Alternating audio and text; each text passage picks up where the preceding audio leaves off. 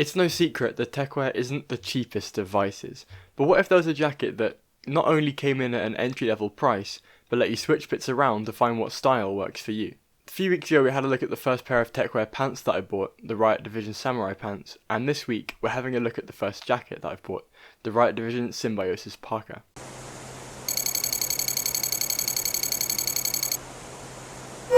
Hey guys, my name's Peter and welcome back to my channel. Riot Division is a common starting point for Techwear. You get a distinctive look for a comparatively low price, and they're always working on something experimental. It's one of those experimental items that we have here today, in the shape of this parka. I've also said this is the first proper Techwear jacket that I've owned, so what are the reasons behind me choosing this one in particular? Well, first of all, it's cheap. I paid $145 for this on sale, and considering the amount of different things this jacket can do, I think that's a pretty good bang for your buck, especially in terms of aesthetic options that you get. However, if you start looking at the construction, you can see why this jacket can come in at such a price point. I think the best way to describe the material quality is, it does the job. It has a thin and lightweight nylon construction which is Teflon coated for water repellency, and it does leave something to be desired in regards to durability. It feels like something could easily catch on to it and cause it to tear, but that isn't really something that I'm willing to test. From purely anecdotal evidence, it does feel like there's more strength than first meets the eye, but if you're looking for pure ruggedness, then a thin summer jacket isn't really going to cut it for you. The water resistance itself is pretty good, although the seams let it down somewhat. When the rain is normal and you aren't out in it for that long, it will hold up just fine. But there was one day where I went out for a longer walk and there was heavy wind and rain for the whole time, and when I got back, my upper back area was noticeably damp, right where the seam is. Obviously this is the worst case scenario, but I guess this is something to keep in mind if you plan on going out when you know it's going to rain heavily. The protection against wind is much better. The main zip goes right the way up the neck, so you get this nice futuristic high neckline look. I find this really protects your face, especially your cheeks, against the wind. For some reason the hood sort of stops on my forehead, so you don't really get full rain coverage, so I'll often find that my fringe gets a bit wet. You can change this however with these cinching zips either side of the hood. Doing these up physically drags the hood further over your head, giving you this balaclava look that I don't really think the world is quite ready for. I mean, it works, this really helps with the water and wind protection, but it just comes at the cost of the way it looks. It also does some funny business with the neckline because it is basically pulling up material to put in front of your face. If the rain is especially bad, maybe this would be acceptable, but I think it's just a bit egregious for me. One unexpected benefit of this is that it does sort of work like a face mask, so if you forget yours at home, then at least you have an alternative built into your jacket. As for sizing, this is a size M and there's more than enough room in there to get a mid layer underneath, although if you start layering more things or putting like an especially thick layer underneath, you would want to size up because you will get some tightness in the chest area. The zips aren't YKK, which is a bit of a shame given that that is the standard, but they're okay, the main one is pretty smooth.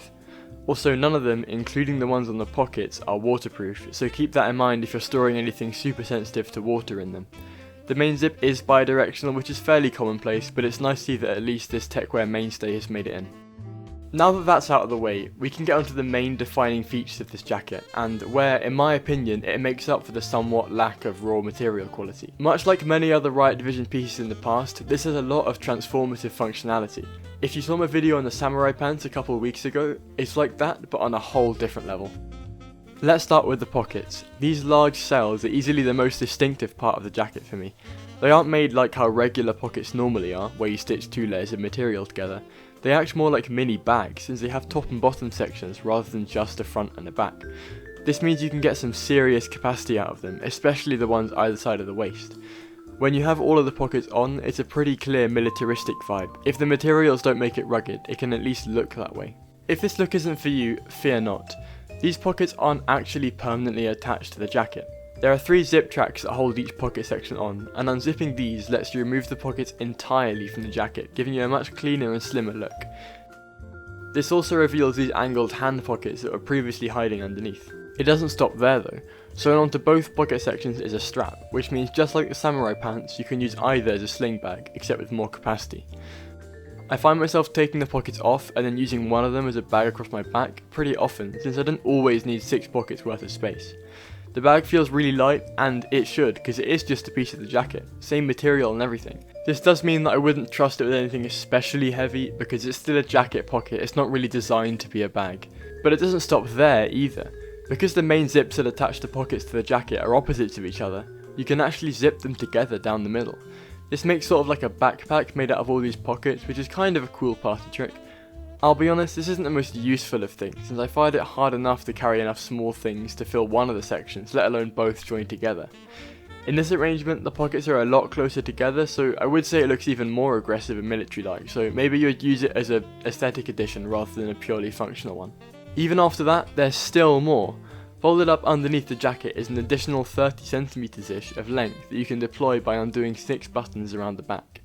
This transforms the jacket into its Parka variant, and as well as giving you an extra bit of rain protection, I think this also has a pretty profound effect in the way you would style it. I think taking the pockets off suits the long flowy fit of the Parka length, whereas the short jacket is much better suited to the bulky military look. This leads me on quite nicely as to why I think this jacket has been really influential for me in the start of my techwear journey, so to speak. The level of customization that this jacket offers means that you can essentially try out different techwear subgenres without having to buy different jackets. If I want to look more haiku-core and militaristic, I'll keep the pockets on and shorten the length. If I want to look more modern and streamlined, I'll deploy the Parka and take the pockets off. I think these two configurations are so different that it's almost like they're distinct jackets.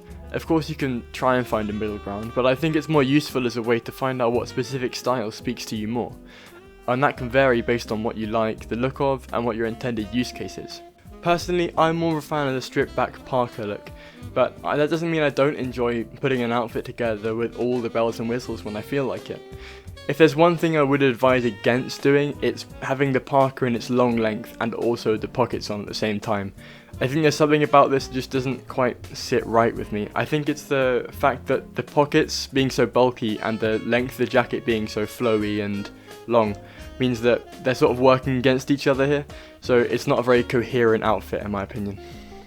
Now, one thing you might be thinking is, jack of all trades, master of none. And yes, that is probably the biggest problem that I have with this jacket. The fact that it offers this unique position between two different contrasting styles, it doesn't really commit to either. When the pockets are off, you're still left with the outline of where they once sat, which I think takes away from the sleekness. And when they're on, they still move around a bit, which is because they obviously aren't 100% secured. Also, because they're on a separate layer, they do droop somewhat, especially on the waist one, so there's the least amount of security. However, if you're willing to look past its shortcomings and the fact that the material quality is best described as meh, this jacket does have a lot of unique things that you won't find anywhere else. Particularly its appeal, like I said, to people like me that are pretty new to this scene and don't really have the experience to know what they like and what they don't like. So yeah, that's all I have to say about this jacket. Let me know your thoughts about it in the comments below, if what you think I said was like correct or anything. As always, if you've made it this far and you aren't subscribed, then it would mean a lot to me if you did, because it lets me know that I'm making content that people enjoy. And that's pretty much all I have to say, so I'll see you next week.